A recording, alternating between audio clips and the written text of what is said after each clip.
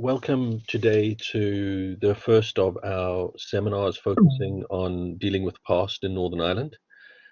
It's an initiative from the Transitional Justice Institute in Core at Ulster University uh, with our partners Healing Through Remembering, and also with myself. I'm the John Human Thomas P. O'Neill Chair in Peace at Ulster University. We had actually planned the seminar series to be face-to-face, and we had about 10 seminars lined up, working very closely with Healing Through Remembering on this. And then, as obviously everybody knows, the situation changed quite profoundly over the last while, and so we've moved these seminar series online. So you're all really welcome, and it's great to have you all here. Interestingly, I think we have a probably much larger audience by moving online, so that's been a positive. Look, sitting in front of me now, I can see a figure of 95 people are live on this session. We had about 150 register, so maybe more will be popping in and out. So that's fantastic. Feel free if you want to, by way of starting in the chat box. You're welcome to say hello and where you're joining us from. We'd be delighted to see some of that, so feel free to say hi to us. The seminar series itself is particularly looking, as I mentioned, about dealing with the past in Northern Ireland. And specifically, as many of you know, there were commitments made after the power sharing arrangements were re-established to implement the Stormont House Agreement.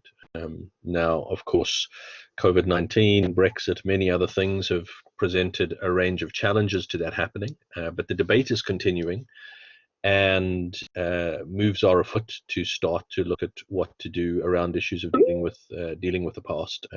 This is not new, as many of you know. It's been going on for literally decades now. But what we hope to do in the seminar series is provide a range of different perspectives on the issue of dealing with the past.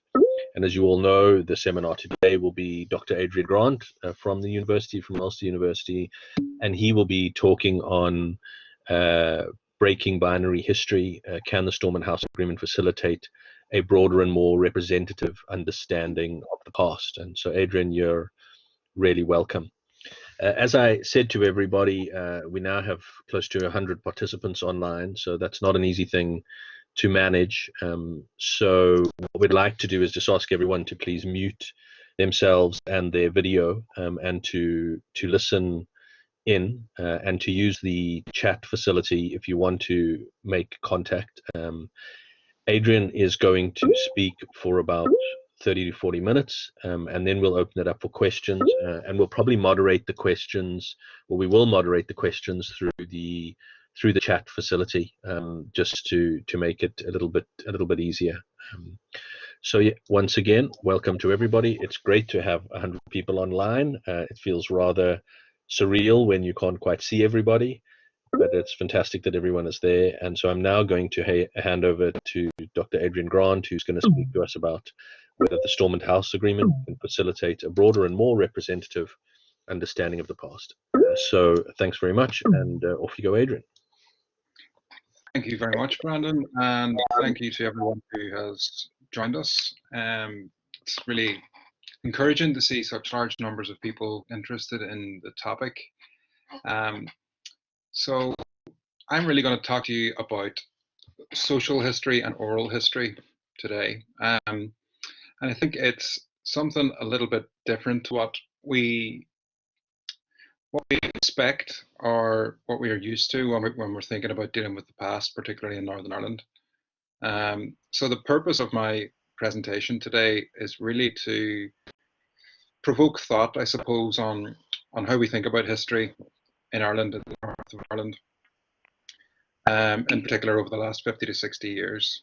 Do we automatically go to the binary history, the us versus them type history?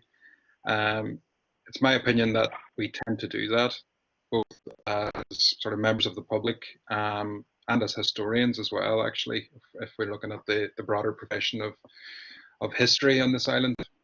So I suppose the purpose of the paper is to provoke some thought in terms of broadening out how we understand the last 50 to 60 years in the north of Ireland. The second part of what I'm trying to do, I suppose, is to see if that in with the structures that are being put in place in terms of how we deal with the past and how our political institutions deal with the past. So the Stormont House Agreement is the mechanism that is there, that's broadly agreed, and that's moving towards implementation, both now and over the next months and years when things return back to relative normality. I've been staring at my own opening slide here for the last half an hour. So I've kind of been looking at this, staring at this photograph, which I haven't really looked at in detail before using today. But it sort of sums things up quite a bit, I think, when you look at the detail of it. So this is a housing estate called Belmont in Derry. It's on the city side of Derry, and it was built by the Northern Ireland Housing Trust in the 1950s. Like many Northern Ireland Housing Trust properties, security force personnel were predominant, but quite prominent, I would say, in those who took up those kind of public housing projects. The rents were a little bit more expensive than corporation housing, and those with higher salaries could tend to reside in those estates. The interesting thing about Belmont is, being on the city side of Derry, it's now almost exclusively, if not totally exclusively, a Catholic estate. And this photograph is of an 11th night bonfire. I don't know the exact year, but it looks late 50s, early 60s. The significance of that for me is this could be a photograph of any public housing estate in the north of Ireland in the 50s or 60s. These type of community bonfires, very small, sort of small scale, low key affairs that were essentially community gatherings and community building exercises for small groups of people, were common in both Catholic and Protestant areas. So this estate, which has just seen a huge change in its population, which has seen a huge change in its population over the last 50 years, kind of sums up a lot of what I'm going to be talking about today in terms of how we look at social history and how reconceptualizing the past and the modern history of Ireland can help us actually get to a stage where we broaden out our understandings and move beyond that us and them binary history of the North. So here's a basic outline of what I'm going to talk to you about. So the Stormont House Agreement, I think it's pretty important that I just outlined in very basic terms what the commitments were in terms of oral history as a means of addressing the legacy of the conflict. And then I'll talk to you a little bit about what is oral history, where it came from and how it's developed in the modern period, and then a little bit on oral histories of conflict, which is an even more modern methodology and use of the methodology, probably a sort of a 21st century phenomenon. I'm going to spend a little bit more time talking about a little bit of current research that I'm working on with Brandon actually, and David Coyles and Pete Hodson at Ulster University, called Historical Urbanism. And basically we're using the city of Derry as a case study to explore how urban regeneration and housing regeneration in particular in the 50s, 60s and 70s impacted on neighborhoods, communities and people, how it changed how people move around the city, interact with each other, and how people think about the past and think about their own heritage. So I'll speak to you a little bit about that because it kind of illustrates a lot of what I'm talking about when I talk about going beyond the binary history and then using what you find from that to kind of reinterpret the troubles, reinterpret the conflict, and how we think about it historically. Then I'll go back to the Stormont House Agreement and look again at the commitments to the legacy issues within it, and weigh up, whether this type of approach to history can fit within the structures of the agreement, or whether it's wishful thinking to actually propose doing something like this. And finally, obviously, then I'll sum up and conclude what I've been speaking about. So the Stormont House Agreement, many of you online will know this in detail, but for those who are less familiar with the detail of the agreement, you can see on the left-hand side of the screen, clauses 22 to 25 are the kind of relevant ones for oral history. So the executive, well, it was in 2014, the commitment was it would establish by 2016 an oral history archive to provide a central place for people from all backgrounds and throughout the UK and Ireland to share experiences and narratives related to the Troubles. So the agreement committed to establish this oral history archive, an official oral history archive of the conflict, and to collect new material as well as gather up existing oral history projects. So the sharing of experiences was to be entirely voluntary. Contributors were to be protected. And in clause 24, the archive will be independent and free from political interference. And then 25 is kind of an allied clause. It goes beyond the oral history archive, but states that a research project will be established as part of the archive, led by academics to produce a factual historical timeline and statistical analysis of the Troubles to report within 12 months. Obviously, none of this has happened as far as I'm aware, and it was quite ambitious to actually commit to doing so, in my opinion, to have an oral history archive of such scale operating within a statistical timeline within 12 months. Obviously, there are a lot of people already doing this work. There's a lot of community oral histories. The Ulster University through INCOR started some of this work in 2013, 2014 with the Accounts of the Conflict project to bring some of the archives, some of the oral history archives together online. But it was still quite an ambitious program of measures to actually have implemented within the time period. So it's not surprising that they didn't meet those deadlines, regardless of the fact that there was a lot of disagreement between the political parties on it. One of the problems, I think, is that oral history as a means of dealing with the past is seen as easier or a less problematic way of doing this than, say, a truth commission, or something that has been sort of tried elsewhere in terms of offering amnesties and everything that goes along with that.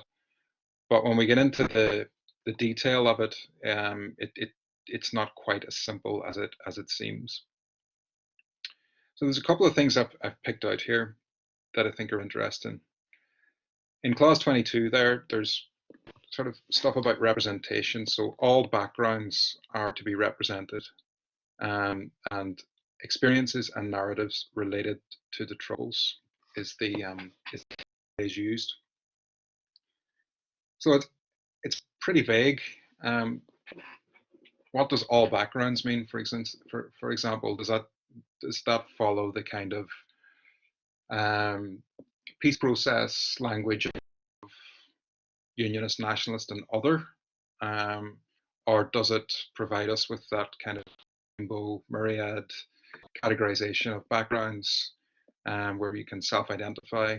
Does it include new members of the Northern Ireland population, migrants, and so forth? So that's all very much vague and open to interpretation, but it provides the basis to talk about a broader idea of what the history of Northern Ireland is. And then experiences and narratives related to the Troubles. Again, it's quite vague. What does that actually mean? I would argue that all experience all narratives. Um, you know, anything that kind of took place in that time period within the north of Ireland, um, and by that I mean the six counties and the border counties, is relevant as being related to the Troubles, um, because you can't really understand a violent conflict without understanding its social context, the economic context, political context, and the everyday lived experience of both conflict conflict events as we understand them and events outside of the conflict. I think everything is interlinked. So if we talk about experiences and narratives related to the Troubles, um, I would I would conceptualize that as being a very, very broad phrase. The remit is to collect new material and draw together and work with existing projects. So that's quite another big commitment. Um, the material that's out there already is quite broad. So you have everything from representations from victims groups, for example, ex-prisoners organizations, border communities, um, some everyday experience type projects, um, right down to sort of trade unions that have done a lot of work, oral history work with their members, across then to segregated communities living in the shadow of peace walls and that kind of thing. So there's a lot of stuff already there. The collection of new material is the more contentious bit, I think, because again, you get to that point of how do you define experiences and that related to the Troubles. And the final point I'm picking out of this is the idea of independence and objectivity. So we're free from political interference. So there's designs here on objectivity. The phrase free from political interference, it's difficult to kind of justify that given that the archive was to be based within a government department. Then you have the idea of a statistical analysis and a factual historical timeline. A historical timeline isn't something that really can be factual because it's always going to be interpretive. Again, it goes back to my original proposition of what is an experience or narrative related to the Troubles. In bringing a timeline together, yes, facts can be used, but you still have to choose the facts. It goes back to E.H. Carr's his thinking on the historian's craft as being like fishing in a vast ocean. You'll only catch a certain type of fish, and if you use a certain type of bait, swim in a certain type, or you fish in a certain part of the sea, then you'll catch different fish. And the same thing happens with facts. So it's based on your social background, your political thinking. You will find the facts that suit you. So factual historical timeline is sort of not quite a contradiction in terms, but it's not as clear cut as it sounds. So those are the things that I wanted to just outline at the start so that when I'm talking about the social history content and the oral history here, that I'm going to come back to this at the end and try to relate some of it back and see if what I'm talking about actually relates to the Stormont House Agreement, or if I'm completely wide of the mark in actually proposing this idea at all. Okay, so oral history. I'm going to give you a brief background on oral history. I don't need to go into too much detail here, I don't think, on the development of the movement. But I mean, oral history has been, I suppose, a form of history. It's the first kind of history that existed. It was there before written records, people passing stories, customs, and traditions from generation to generation. So some of the earliest written sources of history, say from the 5th century BC Greece, for example, are based on eyewitness testimonies. So this idea of recording people's testimonies and memories and then using that to understand our past goes back much further than documentary history or written history. But oral history and the oral tradition fell out of favor when the development of print technology really took off, and particularly then with the developments in communication technology allied to that. So as the written word spread, the power of the vocal transmitted oral word began to decline, and the written word was held in much respect. And when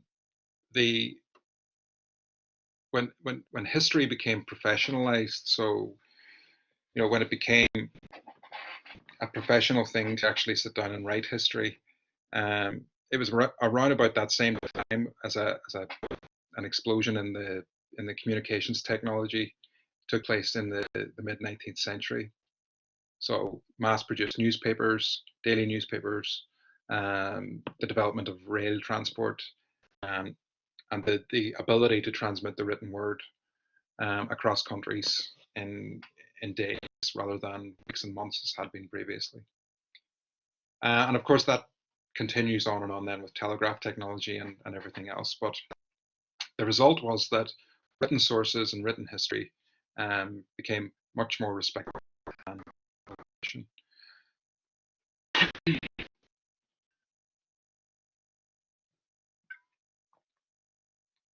So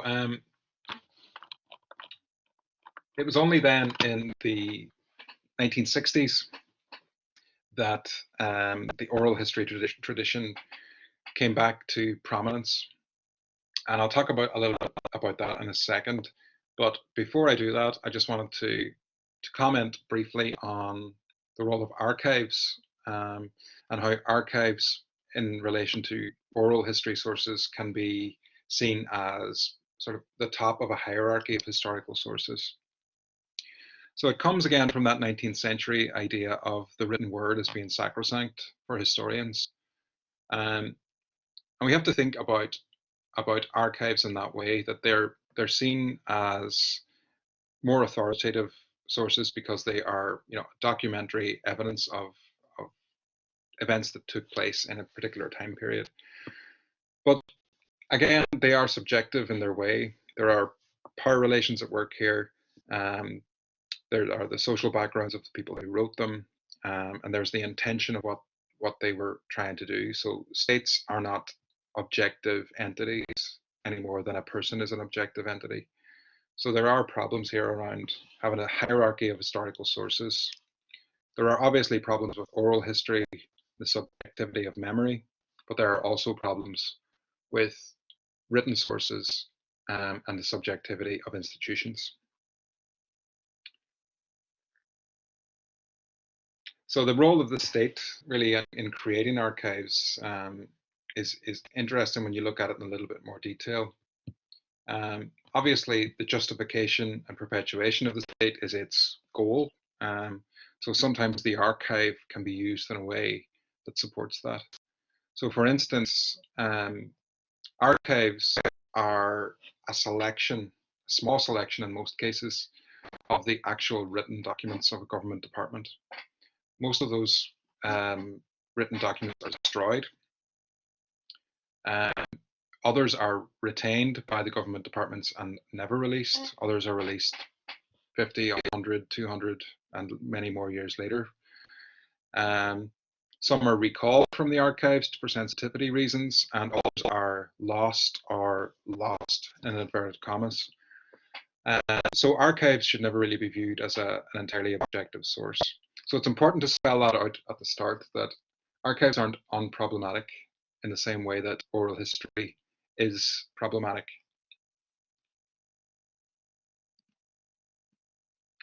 A couple of examples here of why oral history is important. Two very interesting books for anyone who would like to do a little bit of extra reading. Ian Cobain, Guardian journalist, wrote this book, The History Thieves, a few years back. That's really an exploration of the British government's treatment of its archives of the colonial past. Lots of stories in there of the burning of records, and the migrating of archives. So in other words, taking the archives of a colonial regime in large scale and transporting them back to the UK, so that the people in the colonies couldn't see them whenever the post-colonial governments were formed. Second book here is Imperial Reckoning by Caroline Elkins. Okay, so I was speaking about Caroline Elkins' book, Imperial Reckoning. So Elkins had written a book that used oral history of the Mau Mau uprising in Kenya. And the book was, or the research was kind of slated because it didn't match with the archival record, which said that, that these stories of torture were exaggerated or untrue in a large part. But Elkins was kind of justified. Well, not Elkins, but Elkins and her interviewees, and obviously the people, the victims themselves, were justified when they brought a court case, which eventually resulted in the suddenly discovering a file of millions of documents in a warehouse in Milton Keynes, which showed that so many of the files had been destroyed, and then either migrated to Milton Keynes, or lost in other places. But basically, the oral testimony had been justified or had been vindicated by the discovery of these extra files. So it's a very interesting case, if anyone wants to sort of read that in more detail. I'm conscious of how much time I have here today, so I want to get into the research itself, and the Northern Ireland specific stuff. But these two examples are quite interesting for problematizing archives in relation to oral histories. Okay, so very briefly, the history of oral history really takes off in 1960s. So having been out of favor for hundreds and hundreds of years, oral history comes back to prominence in the 1960s.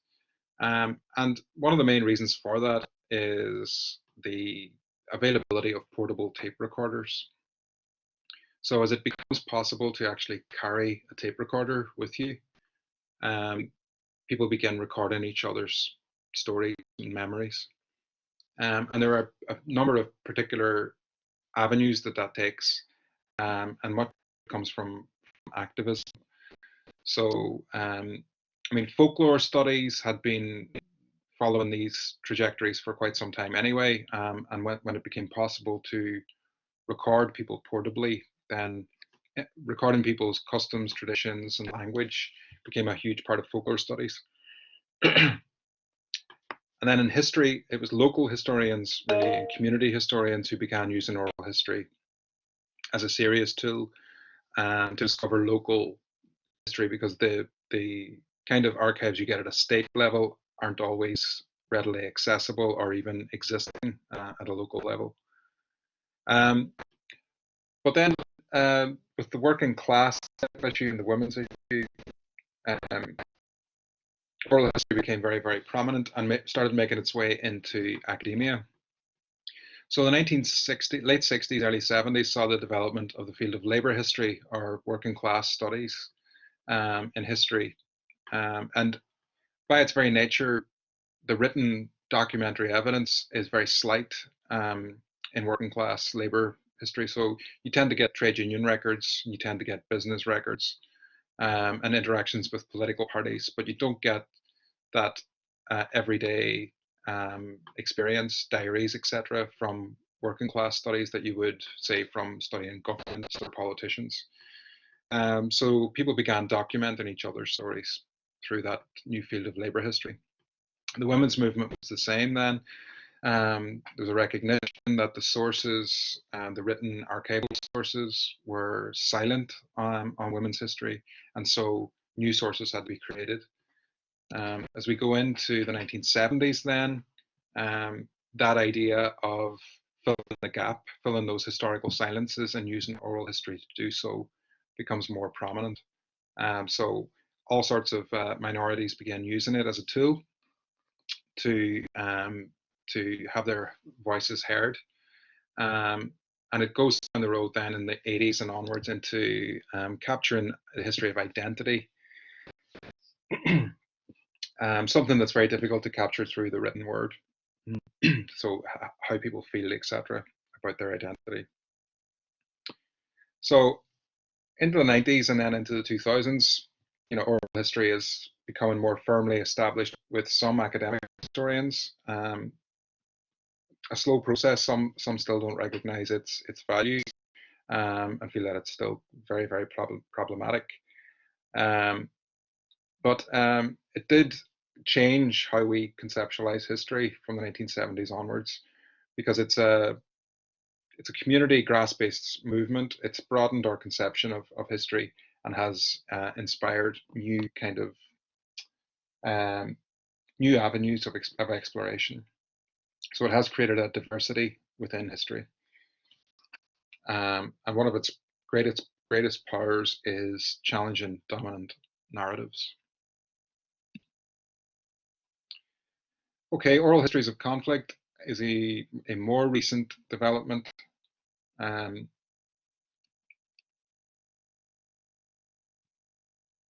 So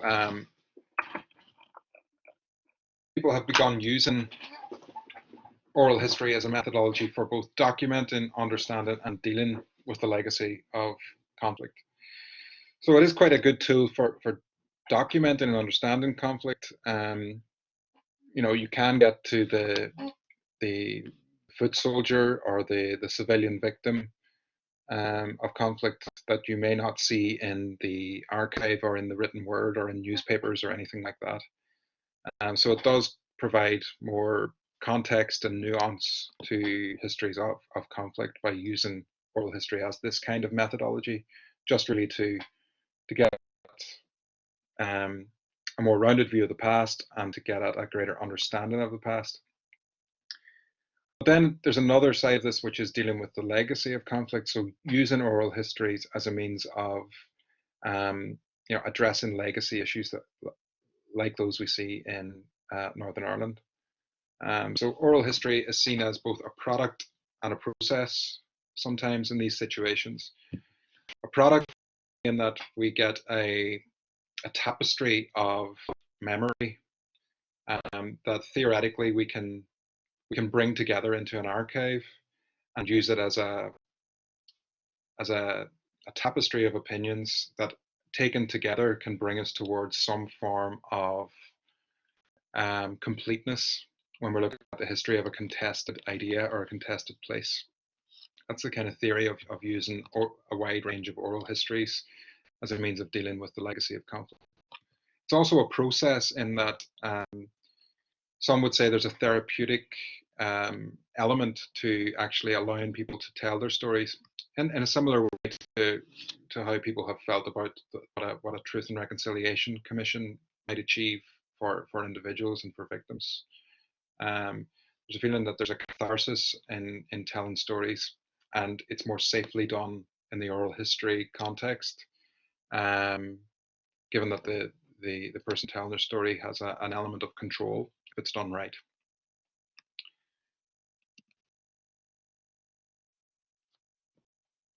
So Mary Marshall Clark is one of the leading people in this field of using oral history to document and interpret conflict. So this quote kind of sums up what I've been saying, that it ensures people and communities whose voices are suppressed and who have little access to media and other forums are treated as full historical subjects. So oral histories of conflict over time have come to be seen as an effective way of understanding conflict, and this has led to their use in mechanisms to address conflict legacy issues. It's my point here, I suppose, that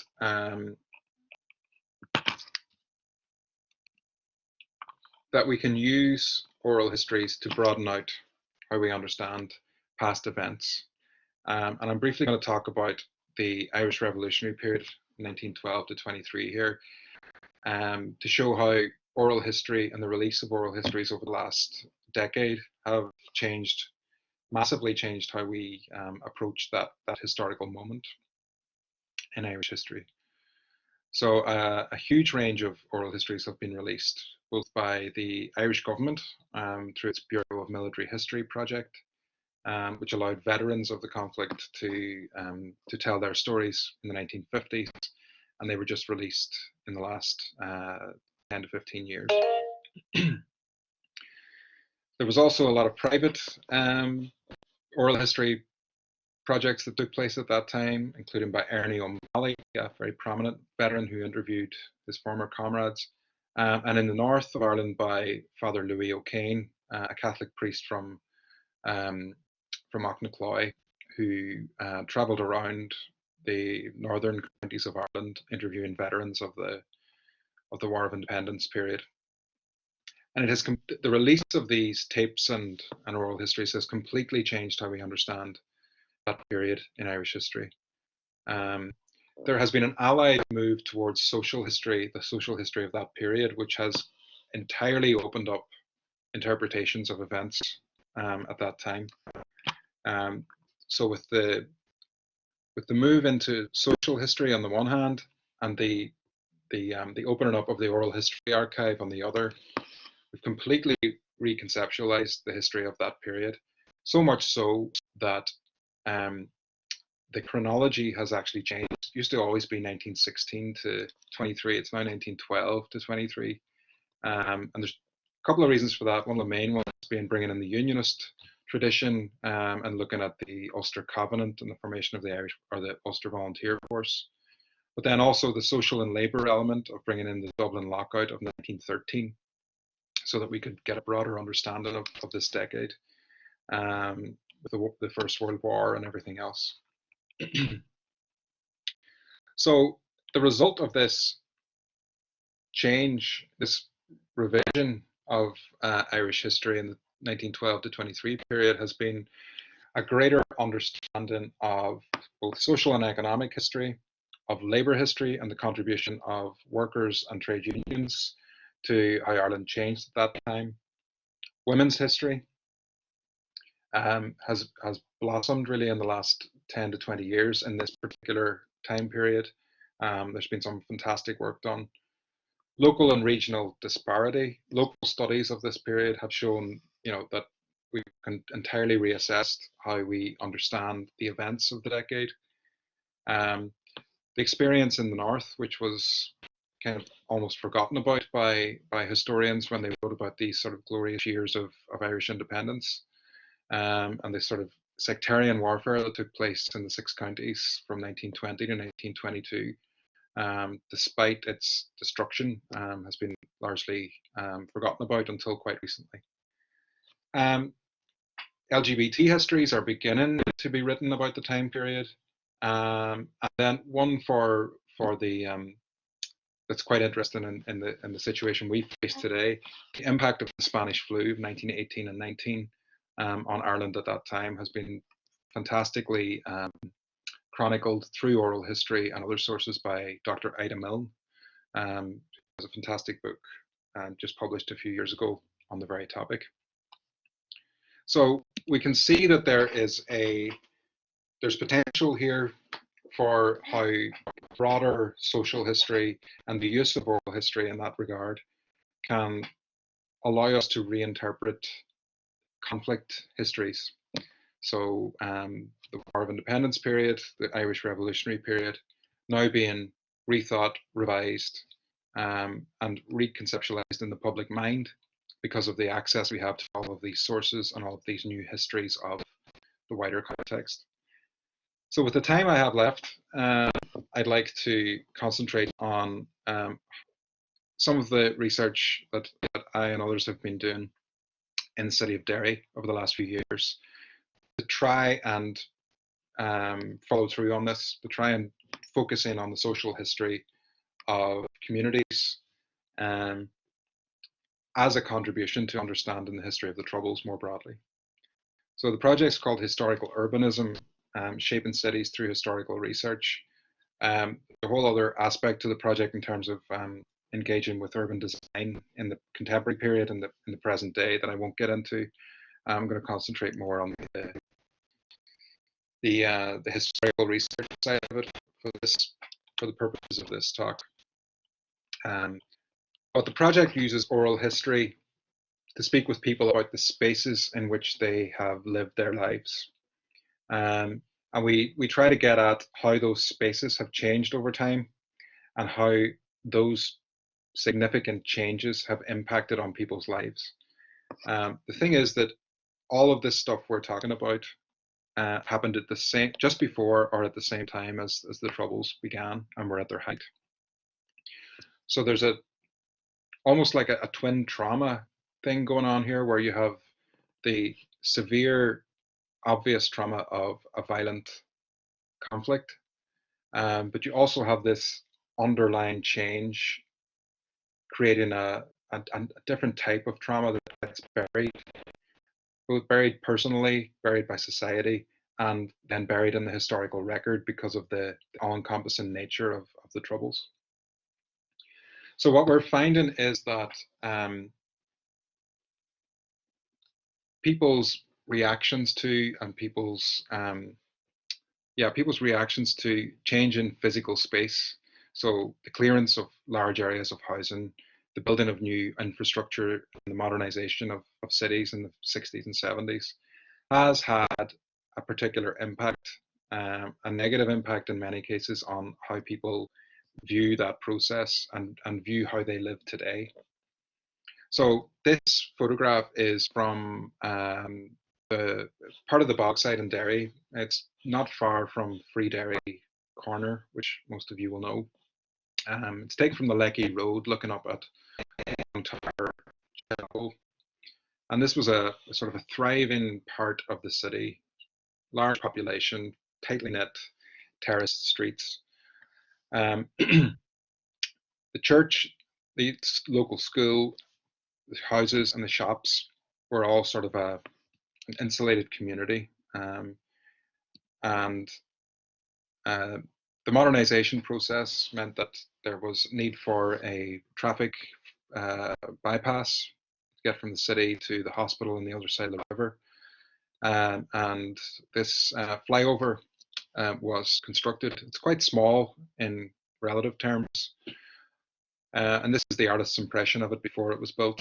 I should have a photo of what it looks like today, but some of you might know it anyway. But the impact of this was absolutely massive, and the reverberations of it are still going through the neighborhood and the diaspora of that neighborhood today. So the houses were cleared, new road was built. The church, as you can see in the top right of the screen, is sort of cut off from the rest of the community. There isn't really great pedestrian access here in any way, shape, or form, and has become something of an eyesore, the flyover itself, in recent years.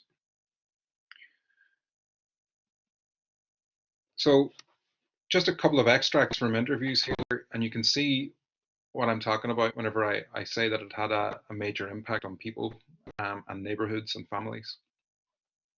So this is a female interviewee from the area who says, "Now the flyover was an absolute mistake. I've no doubt about that. How can you justify tearing a community away from the church? The church was the heart of the community. It was the centre of focus, the Long Tower. But to rip the Long Tower entrance, gates, steps away from the houses that lived around it, there could have been a way around that." So people still feel very, very strongly about this. They feel that their access to part of the city they saw as theirs has been stripped away. Another person who lived in the shadow of the church, or whose grandparents lived in the shadow of the church, remembers their experience of when their house was being invested to be cleared, and they had to move into the new accommodation that was being built in the Bogside. And this is an emotional one, where they all went to their new apartment with all mod cons, indoor plumbing, gas heating, electric heating, or whatever it was, television, all the rest. And they sat and had fish and chips. So I said to Maureen, Maureen was the aunt, um, and she started to cry. We had to sit in the car. This is Maureen. We had to sit in the car. The lorry was sitting outside the door, ready to break up the windows and break up the door whenever they left. She kept the key. She had the key in her hand, and she said, we had to sit and watch them. And that was her grandmother's house. That was where her mother was reared. There was a huge emotional impact here in the process of urban redevelopment. Um, and the point I think to make about that is that when we look at the history of Northern Ireland in this period, we tend to focus on the troubles of, and by doing that, we overlook some other things. And this is one of those things, urban redevelopment and its negative impacts. We tend to look at the civil rights movement and the terrible housing conditions that people lived in. And we see that there was a massive redevelopment scheme, huge investment in housing, the construction of new housing at an unbelievable rate, and the creation of the housing executive. And there's this sort of positive narrative of that thing being resolved. But what we're finding is that it had this human impact, and it had an impact on these neighborhoods, on these families, and on these communities that isn't always appreciated. So that's kind of one of the main findings that's coming out of this project. That people are reconceptualizing, or people are giving us the chance to think deeper about what was happening during the Troubles, that wasn't about the violence and the politics, but the kind of everyday lived experience that was going on and taken away in the background. The things that we would in a normal society focus in on, if we were writing the history, tend to get buried when we look at Northern Ireland. Okay, I'm going to skip on a little bit, and there's probably time to come back to some of what I was going to say in the discussion. But my concluding points, I suppose, are, excuse me, are that there is potential in the Stormont House Agreement to bring in this kind of social history element as a means of understanding the conflict in a much more thorough way. It's my firmly held conviction that we can't understand the conflict unless we understand everything that was going on around it. And the everyday lived experience of the conflict is massively important. So it's the mundanity of everyday experience, of moving house, of struggling to get by, to get your everyday essentials, that informs how you remember the conflict, how society really collectively remembers it. So is there potential there within that line of experience and narratives related to the Troubles, given that it's quite vague? The question I have to pose is, are there dangers here in losing the grassroots nature of oral history? Oral history has been a grassroots-led movement in terms of the Northern Ireland case of dealing with the past. So will there be some element of state control and oversight, or even just a loss of agency for ordinary people? And finally, is there a limited scope here? So is it wishful thinking to believe that this official oral history archive facilitate the kind of history that I've been speaking of here? I think it probably is. I think if something like this does get up and running, that the concentration will be on the type of history that's kind of accepted as being normal here. And to push beyond that will be seen as superfluous to the requirements of dealing with the past. But as you can tell from what I've been saying here, I would argue otherwise, that you have to bring all this stuff in order to understand history in a more thorough way. Okay, I'm going to leave it there because I realize that we want to have some time for discussion, and I'm happy to come back to anything that was of interest to you there and speak in more detail about it. So thank you, everyone. Right, well, thanks very much, Adrian. We appreciate it. A lot of detail in the talk, and you raised a range of different issues. So I am going to just open this up for questions. Most of you will see at the bottom, there's a little icon of a person with their hand up in the air. If you would like to ask a question, if you could maybe push that icon, and then I will send you a message and you can quickly draft down your question. So if you can, in the meantime, be just typing your questions down and then you can put them up and I will try and put them in some order. We'll just do the questions via the text, and then Adrian will answer in an order in either visually or in audio. It'll just be a little bit easier that way. Okay.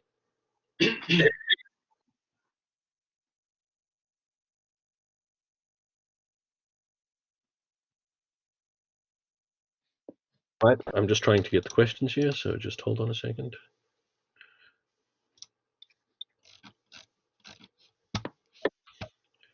So I have a request there from Robin.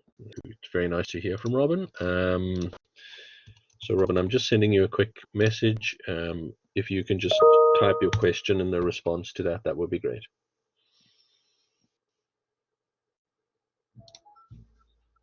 Is there anyone else?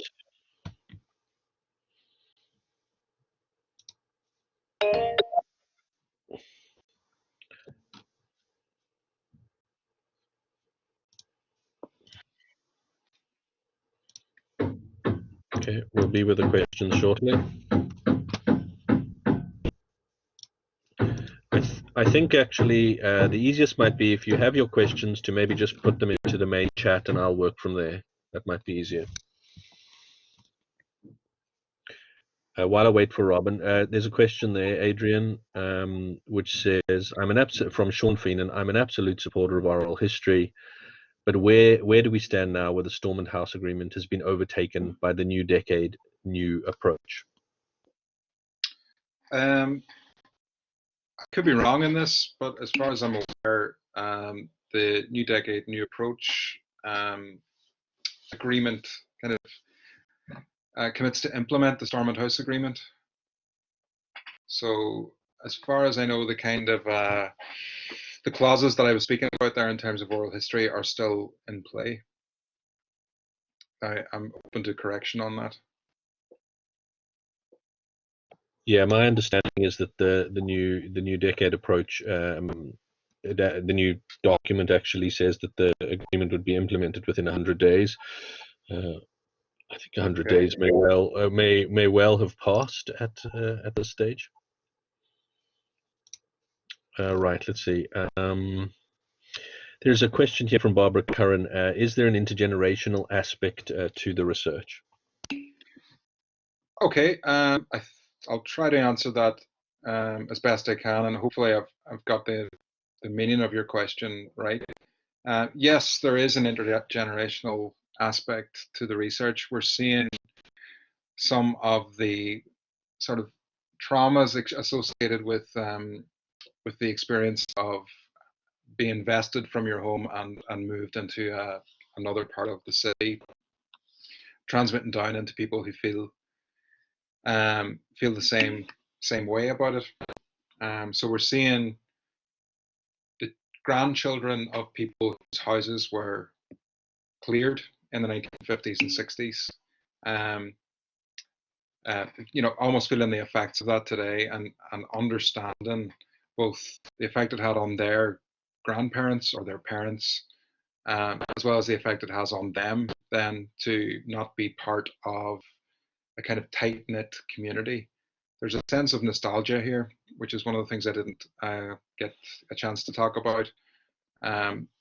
Nostalgia kind of gets a bad press. It's seen as almost dangerous in some ways. But there is this kind of nostalgia for working class life from pre-Troubles of Ireland that people hark back to. And you can see that coming through again now as communities have begun to pull together during the pandemic. There's a lot of people talking about this is the way it was in the 50s and 60s. So we can see all of those ideas transmitted from generation to generation. Hopefully that answers your question. Okay, thank you, Adrian. Anna Bryson has pointed out that, in fact, the NIO written ministerial statement of the 18th of March has sort of overtaken the developments from the new decade approach.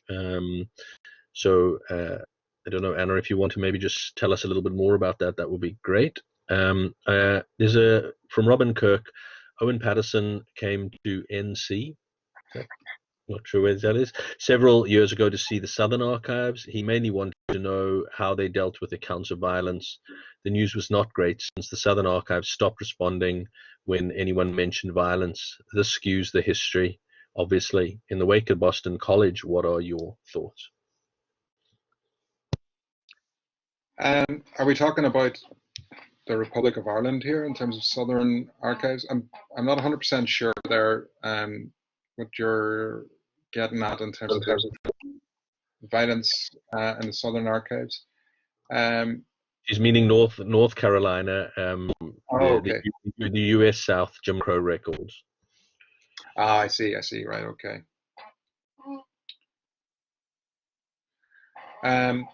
Well, I'll respond as best I can in terms of the skewing of history in terms of the Boston College controversy.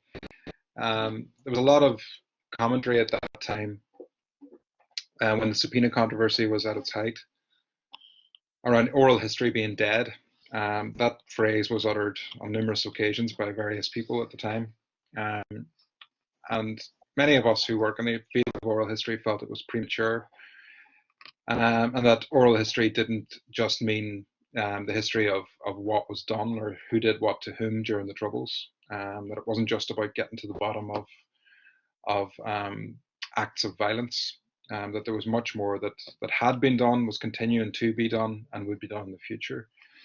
So the Boston College thing has had this massive impact in terms of we probably won't get to the type of history of getting into the detail of violent events that you may have gotten elsewhere or had that controversy not taken place.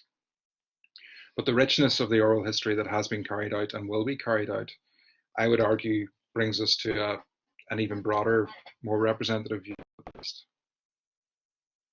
Okay, thank you. And I know it's probably a bit frustrating for participants not being able to necessarily come immediately back, but with the numbers online, I think this is maybe the easiest way to manage things. But feel free, Robin, to drop us another note if you feel you want clarification. I have a question here from Claire Hackett, Adrian, which also maybe links to our last project, which led into the Dairy project. Claire says, Belfast is also very affected by urban development in the 70s, e.g. the Shankill experience. This also had a security dimension, particularly in West and North Belfast. Was this also the case in Derry? Thanks, Claire, for that one. Yeah, I suppose there's always the talk of the security force input into planning decisions. That's obviously the case in Belfast, and there's obviously documentary evidence to prove that was the case. It would surprise me if a similar process didn't take place in Derry, but you don't see the kind of carving up of territory in Derry that you see in Belfast, particularly in North and West Belfast. Like the use of industrial zoning or the use of new housing estates to actually segregate communities from each other and make policing those communities easier for the security forces, which was essentially the thinking behind what happened in Belfast.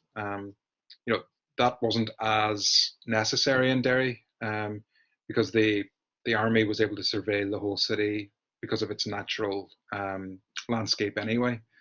There are all sorts of theories, which I haven't found documentary evidence as yet to prove that newer housing estates in the 70s were built to allow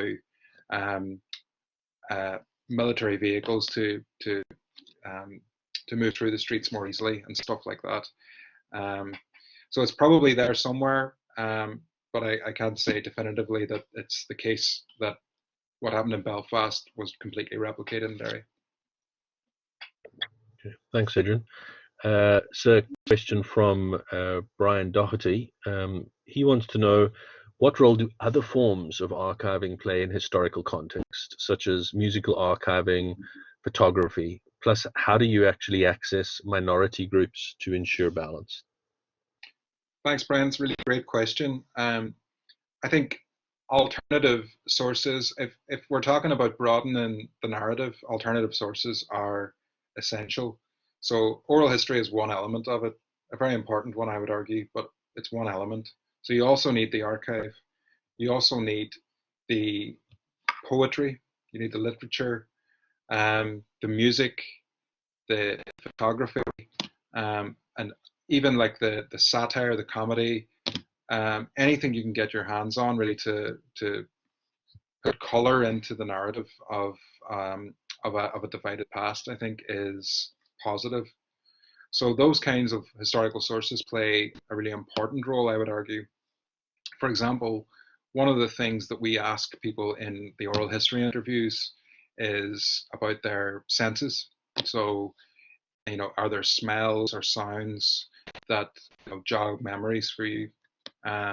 What did the area smell like? What did the area sound like? And it opens up a whole other avenue of approach for someone's memory of their past.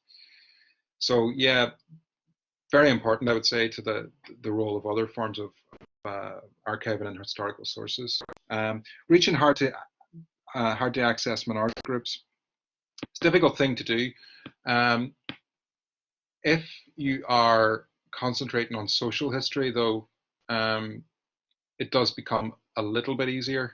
Um, People tend to think of social history at a very localized level, rather than a macro level of division and conflict.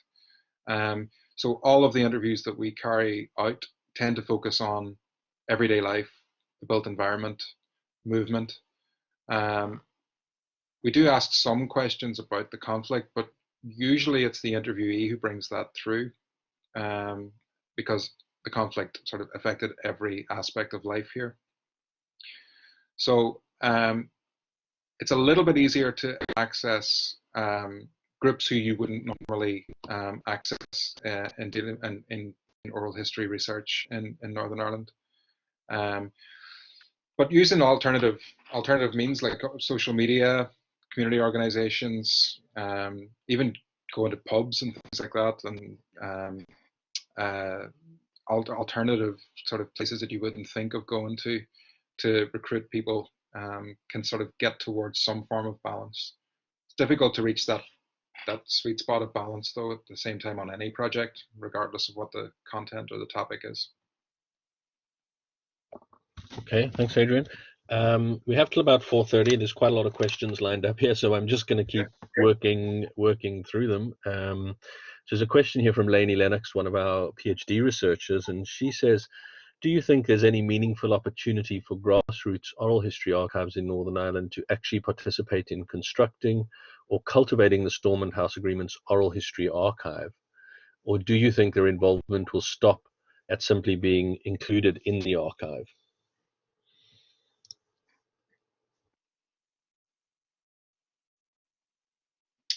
Um, the cynic in me would come in and agree with the latter part of your question. Um,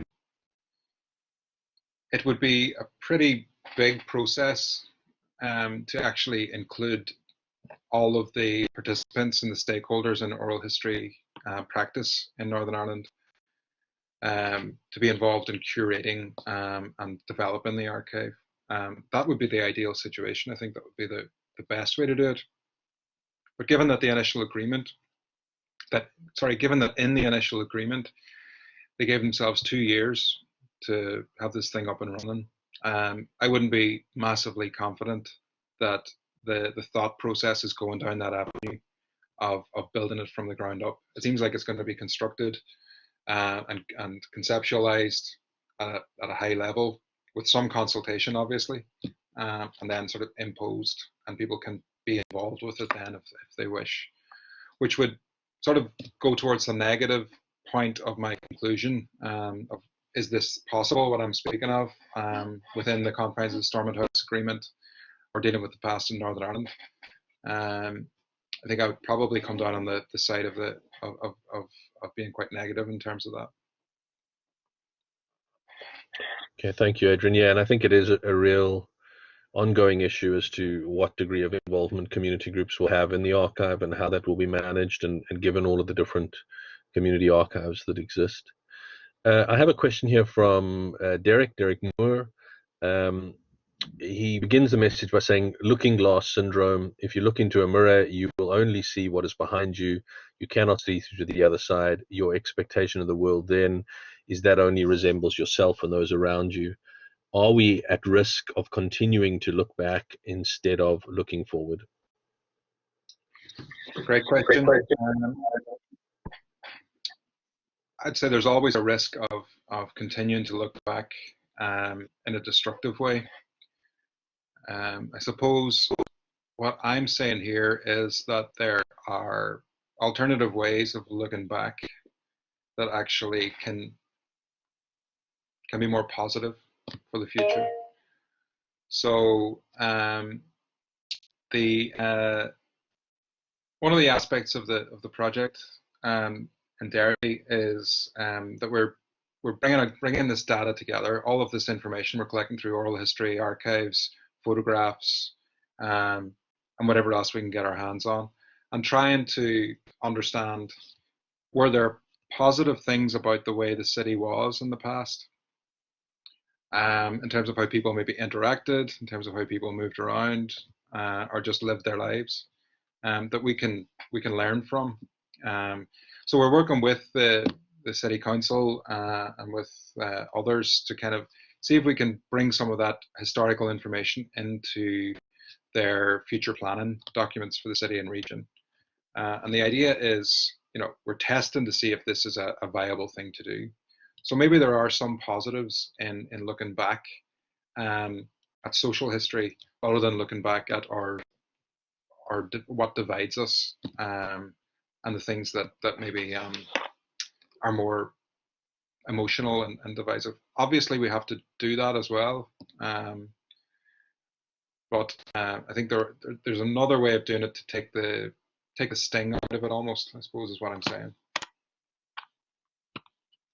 So Derek actually posted something else, so I'm going to jump to Okay. that and come back to everyone else just while we're on Derek's points. And because he adds the slide at Lecky Road and the comment around failed to mention that many Protestants lived around that area and also had to move, mainly due to roadworks. And he wants to know, does your personal makeup, so I presume that's your political perspective, color the perspective slightly?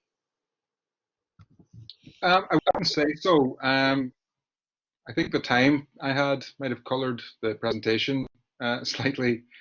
I'd like to think I am from a nationalist background. I'm happy to say that, and make no bones about that. But I don't think that colours my perspective on history or the research that I do. There are a large number of interviews being carried out with people from the Fountain area, from people who lived in that part of the Lecky Road, Long Tower as well. And we obviously are very aware of the fact that many people had to move for various reasons, whether it was because of redevelopment or because of intimidation, or the atmosphere in the city when the Troubles began and developed in the 70s. So there are obviously lots of sensitive issues when you're looking at housing regeneration and its impact on a city like Derry. And hopefully through this research, when we begin to write it up and present it in a more thorough form, you'll see that there are multiple narratives emerging from it. I would say that today, obviously, I didn't have the time or chance to do that. But perhaps maybe my choice of what I did speak about says something about me, but I'm not sure.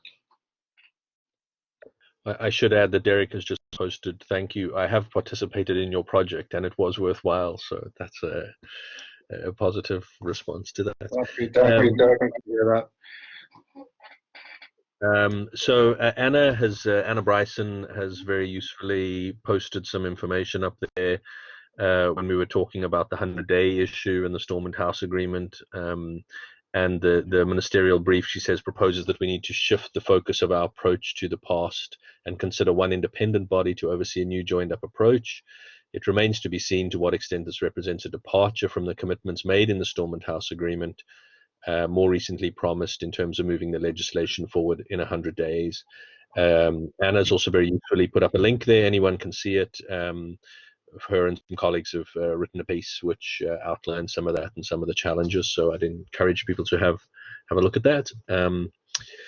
I have a question here from Ana Maria Rodriguez Gomez, and she asks, as space change or affectation might be considered as a manner of conflict, how to deal with it, and have the research showed any results on how oral history might help to rebuild the social fabric?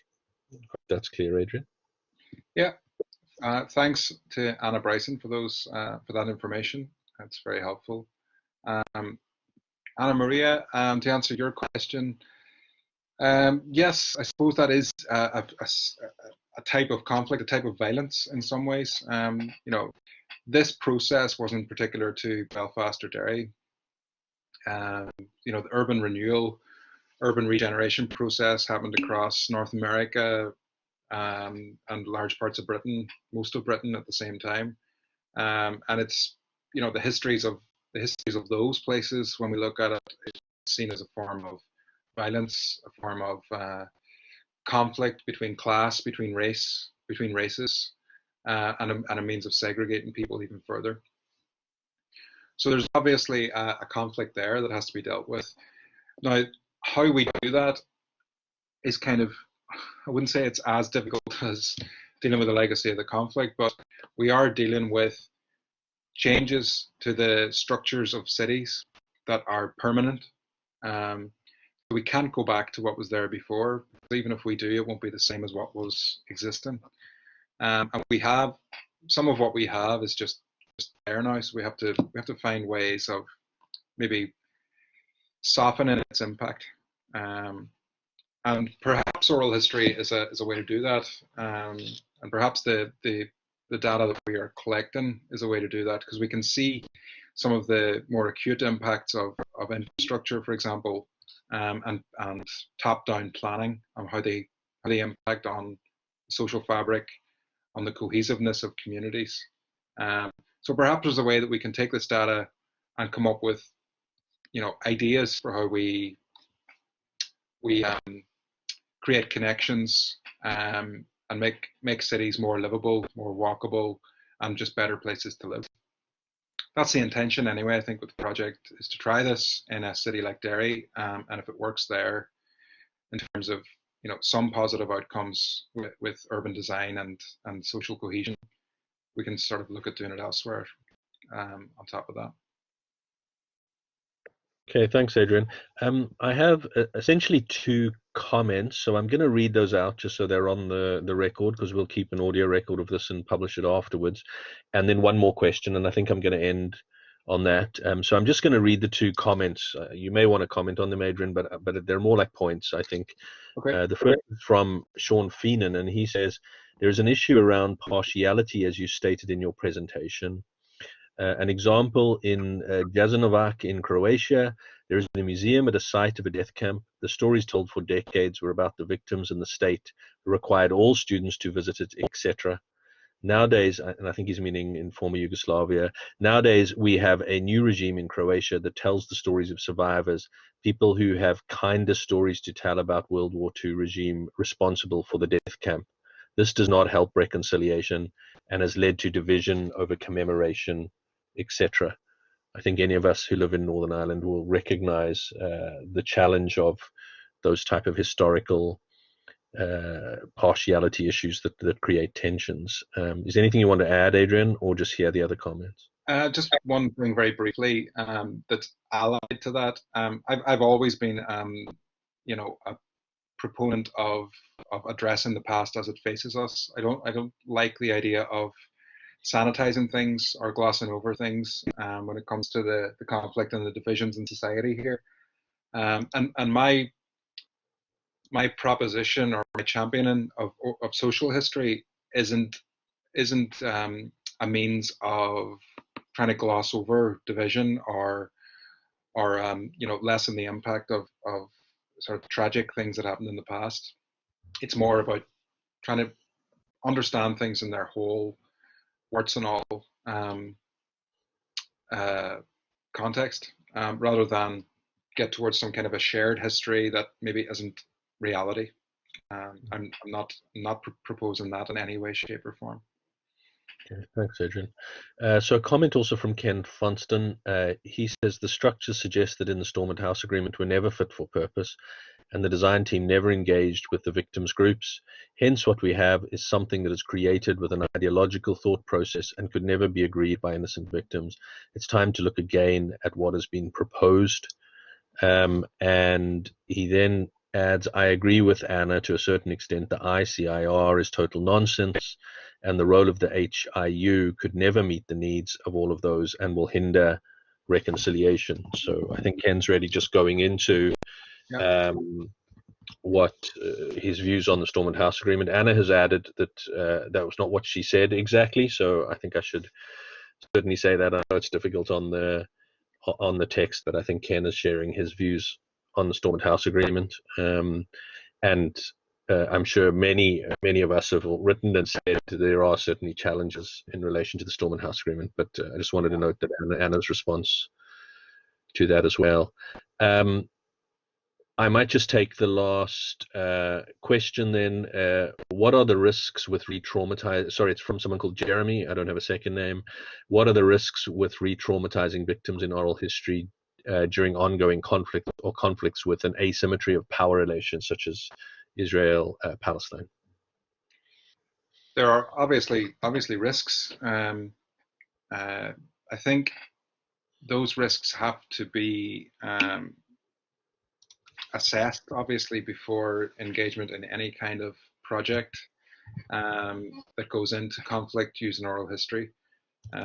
It's oral history as a democratizing methodology. Anyone can essentially do it if you've got everyone has a tape recorder in their pocket now, so that's the other kind of big change we've seen in the last 10 years, is that you can record and disseminate an oral history uh, from anywhere in the world now, so anyone can do this. The other thing is that there's a certain amount of training you need to do oral history um, as well as you possibly can do it. But then there's this additional need for consideration around ethics when you're talking about conflict and issues that can re-traumatize people. So I think anyone engaging in oral history projects that deal with these kind of issues, need to really thoroughly think about what they're doing before they go into it, and the needs of the research, the needs of society, to have that research have to be weighed up against the personal consequences for the interviewee. And this is a balancing act that I suppose all research in conflict situations comes across, but it's particularly acute in oral history because of the potential for re-traumatization. Um, Brandon's probably got something to say on that as well, not to put you on the spot, but I'm guessing that's the kind of thing that you've actually dealt with in reality, Brandon. Yeah, I mean, certainly a lot of my work has dealt with the issue of re-traumatization, and that's something we've talked about in this project. Probably in the interest of time, I won't go into it too much or turn it into my seminar, but I think it is a really important issue. At the same time, many victims are living with issues themselves and have to do that on a daily basis, and so that's also a real challenge. So I might actually just leave it there. It's now close to 4:30. There's a little bit more discussion going on the chat, which I think is fine. But I wanted to really just thank Adrian for a great seminar, and it's really informative with a lot of detail in it. I wanted to also specifically thank Healing Through Remembering. This has been a long road to get the seminar series off the ground because of the challenges that have been thrown our way with COVID and other issues. So it's glad that we're glad to hear we're off the ground. Kate, I didn't know, did you want to say anything by way of thanks? Yeah, I just again wanted to thank Adrian for this isn't what we initially invited him to do, and thank everyone at the university for setting this up so that we could actually have something. It's not perhaps the fully interactive opportunity we were hoping to have, but it's great that we've been able to engage with each other and talk on this subject. I think particularly, you know, in relation to some of what Adrian said and um, Lainey Lennox's comment, just to mention that at Healing Through Remembering, we host the Stories Network, which is a range of projects that are gathering oral histories relating to the conflict, and it kind of originally started as a kind of support and information, but has now become quite a strong, diverse voice that is trying to feed into whatever might happen on this.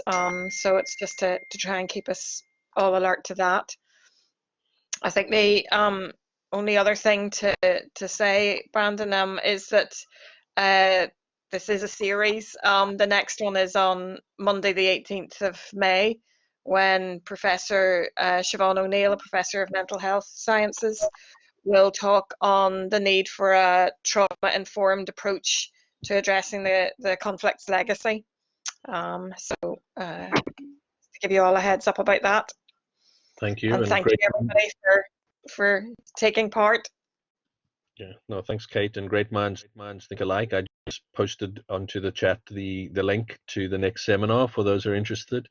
I just want to thank TGI and INCOR. There's always staff behind these types of events. So thank you to them, and thanks again to HTR, to Adrian, for all of you, over 100 people who came in. We are still learning about how to use this technology. So if you have any suggestions for how we might improve it for next time, feel free to drop those into the text box. We'd be really happy to hear from you. But thanks everybody for joining. I'll leave the text running just for another 5 minutes or so in case there is anything else anybody wanted to add. But thanks again, Adrian. Thanks everybody, and we hope to be hearing from you all soon and seeing you at our next seminar. Thanks. Thanks, everyone.